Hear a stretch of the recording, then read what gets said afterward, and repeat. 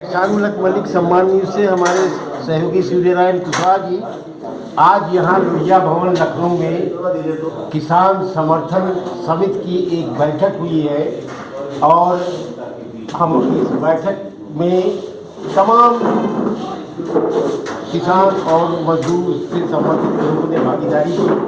हमारे साथ है शिवाजी जो इस समिति के संयोजक हैं। मैं उनसे जानना चाहूँगा कि आपने आज किन किन मुद्दों पर या किस किस तरह की आपकी ये चर्चा की है किसानों के समर्थन में। आज हम लोगों ने किसान आंदोलन और समर्थन समिति के मेहनत तो देश में जो 3 बिल पास हुए हैं किसानों के और उद्योगपतियों के हित में पास हुए हैं, उनके खिलाफ जो देश में आंदोलन चल रहे हैं पूरे देश में लाखों किसान संघर्ष हैं। दिल्ली को चारों तरफ से घेरे किसान बैठे हुए हैं, देश के किसान और किसान तो उनके समर्थन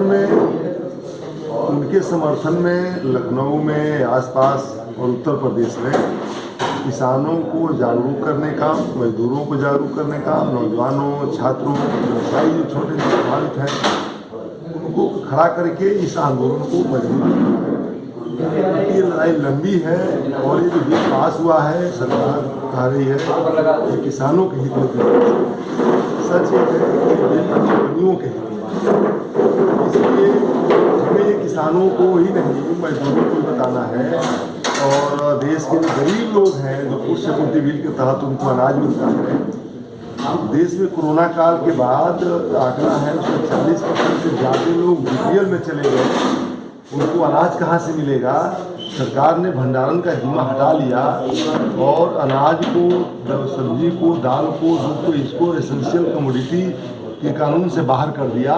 तो ये अधिकार दे दिया कंपनियों को भी कि वो ज़्यादा से ज़्यादा भंडारण कर सकते हैं और खेती में उनकी हिस्सेदारी ला दिया खेती में। मैंने एक तरह से कारपोरेट फार्मिंग होगा, औद्योगिक खेती जिसको कहते हैं, तो किसान भी खेती करेगा और औद्योगिक घराने खेती करेंगे या किसान खेती करेगा और वो जो है अपनी खेती कराएंगे। ये सारी चीज़ें उन्होंने विकल्प खोल दिया है और कह रहे हैं कि मैंने किसानों को आज़ादी दे दिया कि अनाज कहीं भी बेच सकते हैं। ये मेरे साथ कितना बड़ा धोखा है ये किसानों को हम बता रहे हैं। गरीब लोग जो अनाज उनको सस्ता मिल जाता था खाने के लिए और किसान का अनाज भी अच्छे रेट से बिक जाता था, तब इसका नतीजा ये होगा कि किसान का अनाज सस्ता से सस्ता कंपनियां खरीद के स्टोर कर लेगी और जनता को महंगा से महंगा अनाज देगी। ये जो है स्थिति पैदा हो जाएगी देश में। और सरकार जो कह रही है कि हम एमएसपी गारंटी कर देंगे, मौखिक रूप से कह रही है, हम उस पर बहस करने नहीं जा रहे क्योंकि एमएसपी तब लोग गारंटी करेगी जब सरकार खरीदारी करेगी और जब सरकार खरीदारी ही नहीं करेगी तो दूसरे के लिए कानून बनाकर कितनी खरीदारी करा पाएगी एमएसपी पर। ये जो है बिल्कुल मैंने उसी तरह से है जो एक दिवा स्वप्न है। जैसे सरकार जब तेल बेचती है, पेट्रोलियम का दाम संसद में तय करती थी, तेल बेचने का अधिकार कंपनियों को दे दिया तो पेट्रोलियम का दाम सरकार नहीं तय करती, कंपनियां तय करती हैं। गैस का दाम अब कंपनियां तय करती हैं, सरकार नहीं तय करती। तो जब वो कारोबार में यानी अनाज जो है बैठ के सरकार कंपनियां पैदा करेगी, कंपनियां बेचेगी, उनको अधिकार दे दिया गया वो हमारा अनाज खरीदेगी, ये कैसे तय हो जाएगा।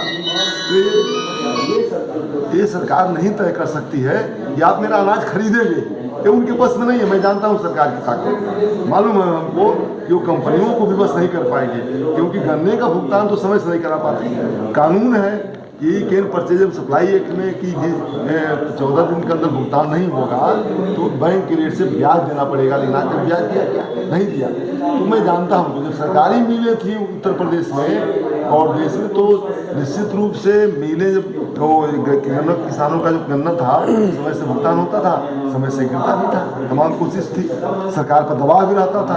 जब सारी निजी मिलें बेच दी सरकारी मिलों को तो प्राइवेट मिलों की दशा आप देख लीजिए, हजारों करोड़ बकाया है किसानों का। अभी कल ही आया कि बरेली का 2 साल से बकाया बरेली शुगर मिल नहीं दे पा रहे। तो ये स्थिति जो पैदा हुई है, नया कानून बना दिया, ये हमको नहीं आज़ाद किया, ये आज़ाद कंपनियों को कर दिया कि किसानों के माल की लूट चाहे जितना कर। और किसान बुर्बक नहीं है, किसान समझ रहा है क्योंकि 3-4 महीने साल हो जिस दिन से बिल पास हो उसी दिन चल रहा है। अब बताइए, मैं ये पूछना चाहता हूँ सरकार से ही कि किसानों के हित में बिल था तो अकाली दल का उनका घटक था बहुत पुराना, और वो जो मंत्री जो खाद्यान्न मंत्री फूड प्रोसेसिंग मिनिस्टर थी सिमरजीत कौर, उन्होंने इस्तीफा तुरंत दे दिया और उनके अकाली दल ने समर्थन वापस ले लिया। अपने मंत्री को नहीं समझा सके वो कि नहीं ये बिल किसानों के लिए है, उन्होंने इस्तीफा दे दिया। वो जो है मुख्यमंत्रियों को नहीं समझा पा रहे हैं, मुख्यमंत्री धरने पर बैठ रहे हैं तमाम राज्यों के मुख्यमंत्री, तो क्या वो किसानों के प्रतिनिधि नहीं है क्या भारतीय जनता पार्टी का ही मुख्यमंत्री किसानों का प्रतिनिधि है? ऐसा तो है नहीं। तो ये दबाव में ये जो है लाठी चलवा रहे हैं राज्यों में जहाँ बीजेपी की सरकार है, किसानों को नहीं आने दे रहे हैं, मजदूरों को नहीं आने दे रहे हैं। और इन्होंने लगातार जो है जब से सरकार आई है, नोटबंदी का हमला, GST का हमला, इन्होंने CA का हमला, NRC का हमला, फिर उसके बाद से इन्होंने कोरोना काल में लॉकडाउन का, JNK का कानून बनाकर हमला, ये पूरे देश को लगातार कैद कर रखा है लाठी के बल से। अब किसान का कानून पास कर दिया कि चलो ये किसान के खिलाफ कानून पास करके इनको बंद कर दो। किसान तो बंद होने वाला नहीं है, किसान की ताकत अंग्रेजी हुकूमत में किसान लड़ता आ रहा है और हमेशा किसान की जमीन पर हमला हुआ। जब ब्रिटिशर्स आए 1857 में कानून बना तभी किसान लड़ा, तिलकठिया के खिलाफ किसान लड़ा, तेभागा के खिलाफ किसान लड़ा, तमाम जो तेलंगाना आंदोलन पर किसान लड़ा। तो ये तमाम किसान लड़ता आया है, गन्ने के सवाल पर लड़ता है, और आज भी किसान ये जान गया है कि मेरे अस्तित्व का सवाल है। ये सरकार ने हमारा जो है अनाज का सवाल नहीं खड़ा किया, इस सरकार ने किसानों के अस्तित्व पर सवाल खड़ा कर दिया। आपकी समिति की क्या योजना है? हमारी समिति की योजना ये है कि हम आज से अभी हम तय कर रहे हैं कि आज से लगातार लोगों को जागरूक करके, धरना करके, प्रदर्शन करके, उन किसानों को जो धरने पर बैठे हुए हैं, जो घेरे हुए हैं दिल्ली को, उनको समर्थन दिलवाना है। और पूरे प्रदेश में, दूसरे राज्यों में भी हम अपने लोगों को। आज की मीटिंग में क्या योजना बनी? आज की मीटिंग में योजना बनी कि तमाम जो संगठन के लोग आए थे, ये तय हुआ कि हम जो है धरना करेंगे और जहाँ जहाँ कोई कार्यक्रम करेगा, समिति का विस्तार, समिति का विस्तार, हर गांव में समितियां बनाएंगे, हर मोहल्ले में समिति बनाएंगे, शहर के मोहल्ले में समिति बनाएंगे। यहाँ के किसानों, यहाँ के जो कर्मचारी हैं, यहाँ के मजदूर हैं, उनको जागरूक करेंगे कि तुम्हारे लिए कानून, तुम्हारे खिलाफ भी कानून है। यहाँ छोटे व्यवसायी को जागरूक करें, तुम्हारे लिए भी कानून है। ठेला खुमचा दूध वाले को जागरूक करें, तुम्हारा कानून है। और पूरे इलाके में, गांव-गांव में ये समितियां बना करके बताएंगे कि कानून किसानों के खिलाफ है, तुम्हारे अस्तित्व पर हमला है, इसलिए पूरे देश के किसान एक हो जाओ, पूरे देश के मजदूर एक हो जाओ, और दुनिया के मजदूर एक हो और दुनिया के किसान एक हो। क्योंकि अब जो है दुनिया का पूंजीपति इकट्ठा हो गया देश के पूंजीपति साथ किसानों को लूटने के लिए। इसलिए हम जो है दुनिया किसानों का आह्वान करेंगे, दुनिया के मजदूर का आह्वान करेंगे। हम लोग अपने को लुटवाएंगे नहीं, क्योंकि इन कंपनियों के साथ विदेशी कंपनियों को सरकार बुला के लाई है हमारा माल लुटवाने के लिए। हम दुनिया किसानों को बुला के लाएंगे, भाई खड़ा हो जाओ। दुनिया में किसानों का इतिहास है संघर्ष का, उसको मिटाया नहीं जा सकता। और जब किसानों ने अंगड़ाई दी है तो दुनिया की बड़ी सी बड़ी हुकूमत गई है।